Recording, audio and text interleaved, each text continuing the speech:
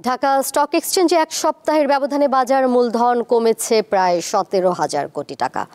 বৃহস্পতিবার সপ্তাহের শেষ কর্মদিবসে সূচক লেনদেনে আরেক দফা পতন হয়েছে। কমেছে 352টি কোম্পানির শেয়ারের দাম, বেড়েছে মাত্র 15টির। অপরিবর্তিত আছে 17টি কোম্পানির দাম। ওয়ালটন এখন দেশের সীমানা পেরিয়ে পৌঁছে গিয়েছে 50টিরও বেশি দেশে। ওয়ালটন, ঘরে ঘরে বিশ্বজুড়ে।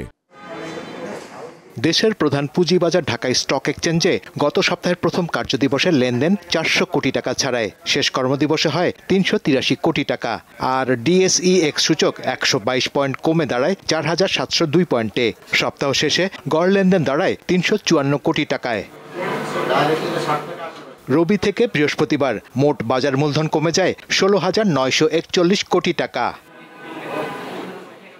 একীভূত হওয়ার প্রক্রিয়া থাকা শরিয়া ভিত্তিক 5 ব্যাংকের শেয়ার মূল্য শূন্য হয়ে যাওয়ায় হতাশ বিনিয়োগকারীরা। 6 নভেম্বর জারি হয় মার্জিন ঋণ বিধিমালা 2025। এতে ঋণ বিতরণের ক্ষেত্রে বেশ কিছু কড়াকড়ি আরোপ করা হয়। বাজারে এর নেতিবাচক প্রভাব পড়ে।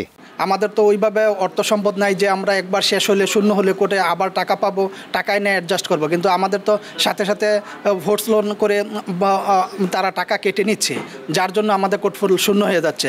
এই জন্য বিনিয়োগকারীরা হতাশা হয়ে মার্কেট থেকে চলে যাচ্ছে। একটা আইটেম কিনলাম, 2 দিন পরে এটা নিচের দিকে যায়, হ্যাঁ, আবার ওইটা কিনলাম, নিচের দিকে যায়, কিন্তু এটা উপরের দিকে উঠতেছে না। আর এখান থেকে ক্যাশ বের করা যাচ্ছে না। বিভিন্ন সিদ্ধান্ত গ্রহণের পরও বাজারে বিনিয়োগকারীদের আস্থা কেন ফিরছে না জানালেন এই বিশ্লেষক। বাজারটাতে খুব বেশি প্যানিক আমরা দেখেছি। ভলিউমসগুলো কিন্তু অনেক কমে গেছে। এর মধ্যে কিছু ফোর্স সেলের প্রেশারও ছিল বাজারে। বিধিমালা যেটা হয়েছে, কয়জন বিনিয়োগকারী আছে যে কত টাকা লাভ করলে পরে 20% ইন্টারেস্ট আপনারা সার্ভিস করতে পারবেন।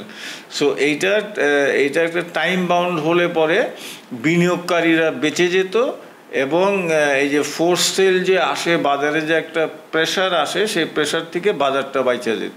অস্থির এই সময়ে পুঁজিবাজারে দেখে শুনে বুঝে বিনিয়োগের পরামর্শ দিচ্ছেন বিশ্লেষকরা। শাহরিয়ার ইমন, দীপ্ত সংবাদ, ঢাকা।